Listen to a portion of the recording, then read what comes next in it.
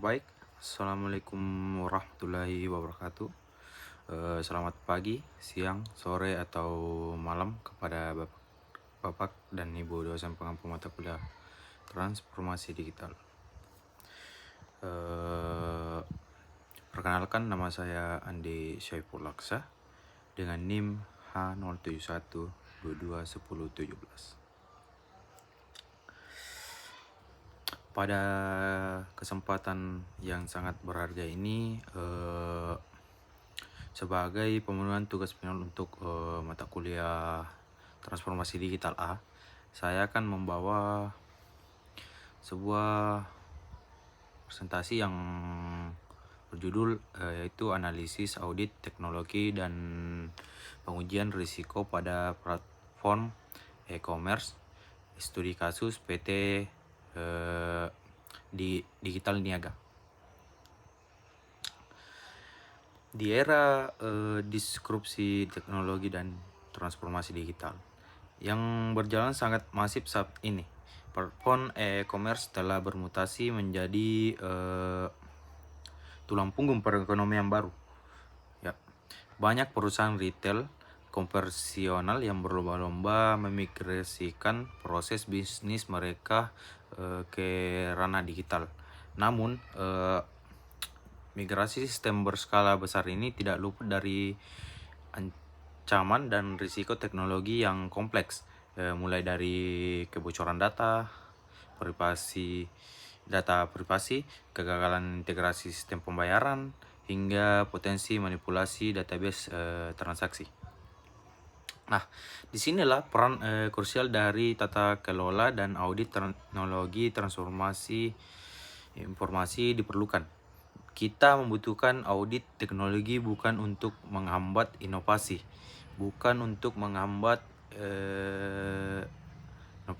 melainkan sebagai kompas dan jaminan bahwa infrastruktur digital yang dibangun sudah aman, andal,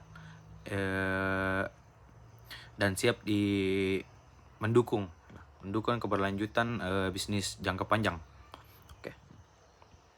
Oleh karena itu, sini saya akan membedah secara mendalam bagaimana proses audit teknologi digital dilakukan, risiko apa saja yang dihadapi oleh PT Digital Niaga, serta instrumen pengujian apa yang digunakan memitigasi untuk risiko tersebut. Oke, kita lanjut saja. Baik.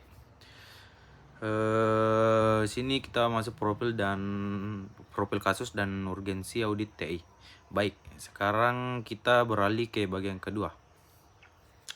Mari kita bedah terlebih dahulu objek studi kasus kita, yaitu PT Digital Niaga.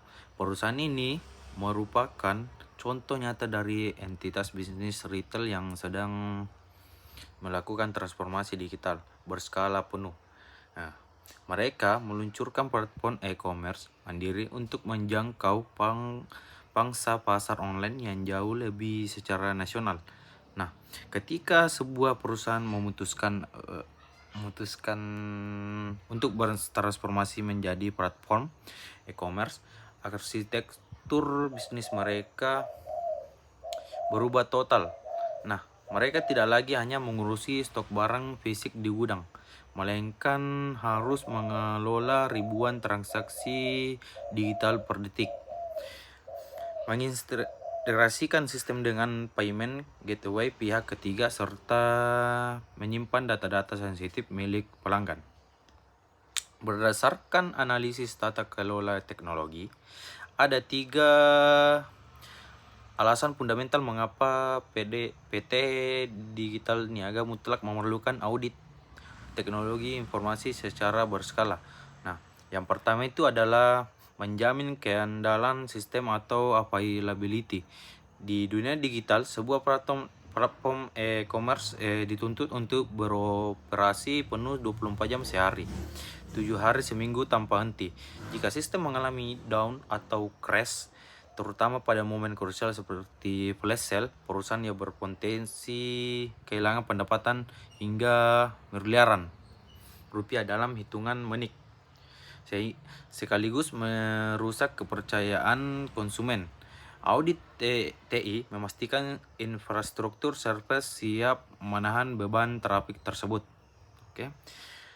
Lalu yang kedua adalah melindungi integritas data atau data integrity.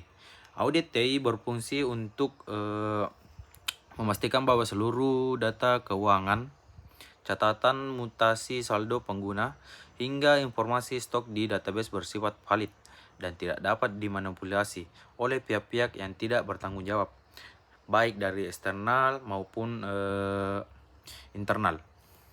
Yang ketiga itu adalah kepatuhan regulasi atau compliance. Saat ini pemerintah Indonesia memperketat pengawasan digital melalui Undang-Undang Perlindungan Data Pribadi atau UU PDP Audit TI, memastikan bahwa sistem informasi dijalankan oleh PT Digital Niaga sepenuhnya patuh terhadap hukum dan regulasi yang berlaku, sehingga perusahaan terhindar dari sanksi hukum maupun benda administratif yang berat. Oke. Nah, kita lanjut di yang pembahasan yang ketiga ini, yaitu 4 komponen dari risiko audit e-commerce. Nah, setelah memahami urgensinya, mari kita masuk bagian ketiga ya, yaitu bedah yang wajib dipetakan oleh seseorang auditor TI pada platform e-commerce PT Digital Niaga. Mari kita bahas komponen-komponen secara detail satu persatu. Oke. Yang pertama, komponen risiko pertama adalah risiko keamanan siber dan kebocoran data atau cyber security risk. Ini merupakan risiko dengan tingkat ancaman tertinggi. Platform e-commerce menampung data sensitif seperti nomor kredit, detail dompet digital, nomor telepon, hingga rumah konsumen. Nah, auditor TI harus memeriksa apakah lapisan keamanan seperti enkripsi data saat disimpan maupun saat ditransmisikan sudah menggunakan standar industri yang kuat. Lemahnya sistem enkripsi ini akan membuka celah bagi serangan peretasan yang bisa menghancurkan reputasi perusahaan dalam waktu semalam. Nah, komponen risiko kedua adalah risiko kegagalan integrasi transaksi. Nah, transaksi di dalam e-commerce melibatkan ekosistem multi platform yang kompleks, mulai dari perbankan, penyedia dompet digital, hingga logistik pengiriman. Risiko yang sering terjadi di sini adalah kegagalan sinkronasi atau rekonsiliasi data transaksi.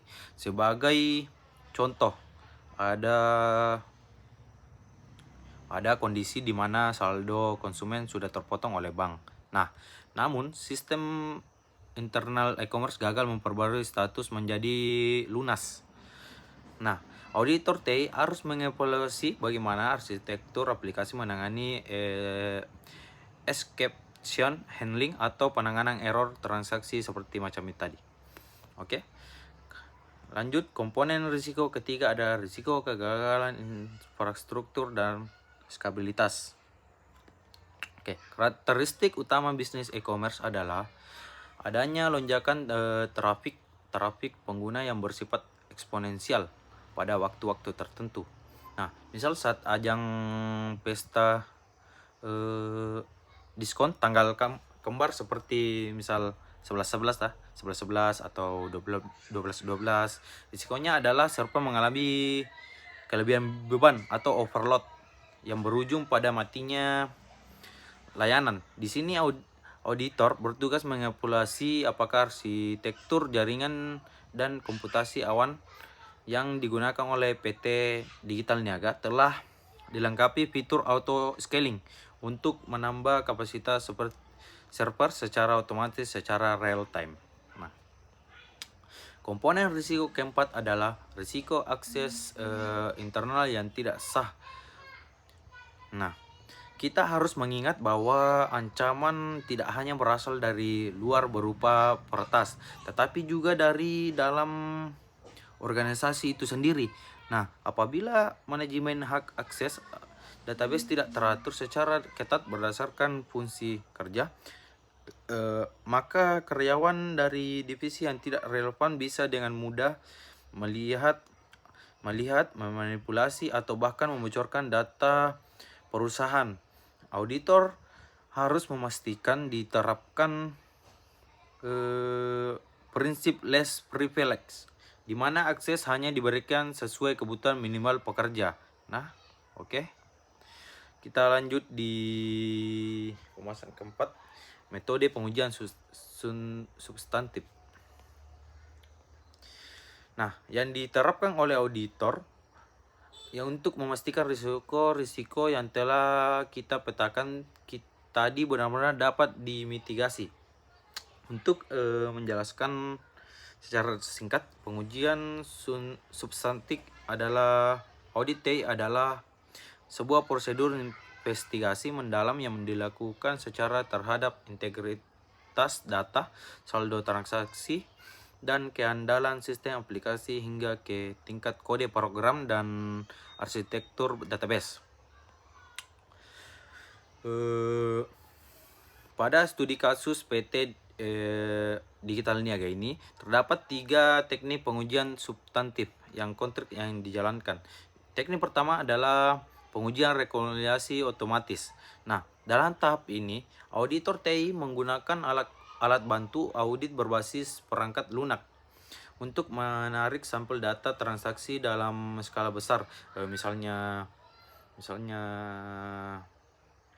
mengambil sampel acak sebanyak 10.000 data transaksi. Data ini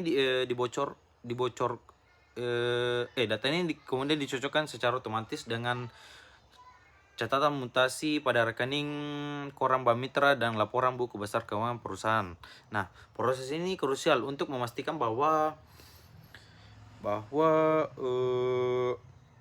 tidak ada satu rupiah pun nilai transaksi yang mengalami salah, saji, hilang, atau tidak tercatat di dalam sistem akuntansi. Nah, teknik kedua adalah penilaian kerentanan dan uji penetrasi. Nah, pada pengujian ini, auditor TI berperan sebagai ethical hacker atau peretas yang legal.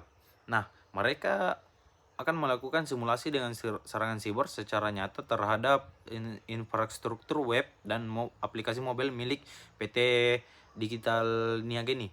Nah, pengujian substantif ini dirancang untuk mencari kelemahan kode program yang rentan terhadap serangan fatal seperti SQL injection, di mana peretas mencoba menyuntikkan kode berbahaya untuk menguras isi database atau celah keamanan pada gerbang pembayaran.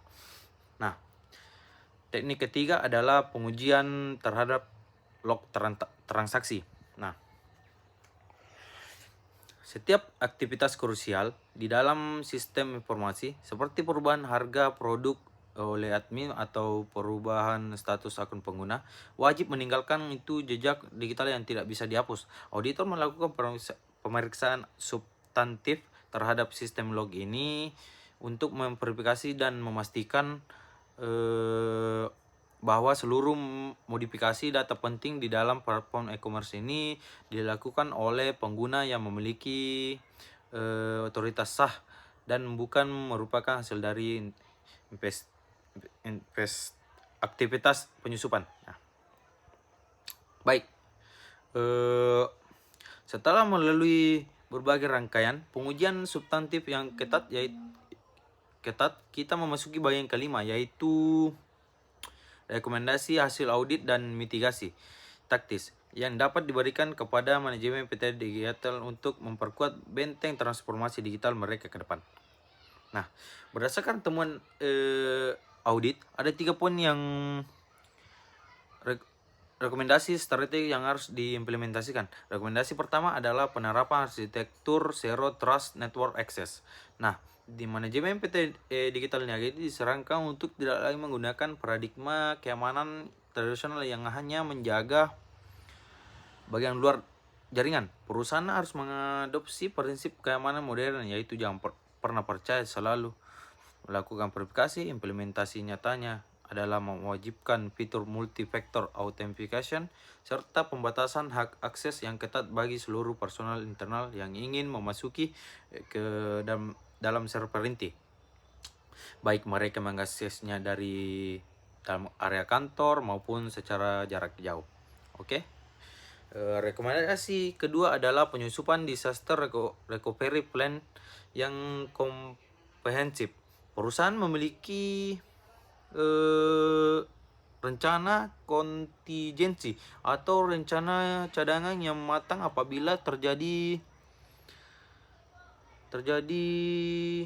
kegagalan sistem yang bersifat katastrofik atau bencana teknologi. Nah, rekomendasi teknisnya adalah dengan membangun failover system pada infrastruktur cloud mereka. Artinya jika pusat data utama mengalami gangguan total, operasional platform e-commerce harus dapat dialihkan ke pusat data cadangan di wilayah geografis yang berbeda dalam hitungan detik secara otomatis, sehingga layanan kepada jutaan pelanggan tidak terputus. Nah, rekomendasi ketiga adalah pelaksanaan audit teknologi secara berskala dan berkelanjutan. Transformasi digital bukanlah sebuah proyek linear sekali selesai lalu ditinggal begitu saja. Lanskap ancaman siber dan celah keamanan baru terus berkembang setiap harinya. Oleh sebab itu, PT Digital Niaga ini direkomendasikan untuk menjadikan proses audit teknologi dan pengujian substantif ini sebagai agenda rutin perusahaan, minimal setiap 6 bulan sekali ya, untuk guna memastikan sistem selalu adaptif terhadap perkembangan dan ancaman baru. Nah, tidak terasa sekarang kita sampai pada bagian akhir dari pemaparan presentasi saya hari ini, yaitu kesimpulan dan penutup. Nah, sebagai benang merah dan seluruh analisis studio kasus pada PT Digital Niaga, dapat disimpulkan bahwa akselerasi transformasi digital menuju platform e-commerce memang membuka peluang bisnis yang sangat luar biasa untuk pertumbuhan perusahaan. Namun peluang tersebut selalu berjalan beriringan dengan risiko teknologi yang tidak kalah besarnya. Melalui pelaksanaan audit teknologi informasi yang terstruktur serta penerapan substantif tektif. Baik, sekian dari saya. Assalamualaikum warahmatullahi wabarakatuh.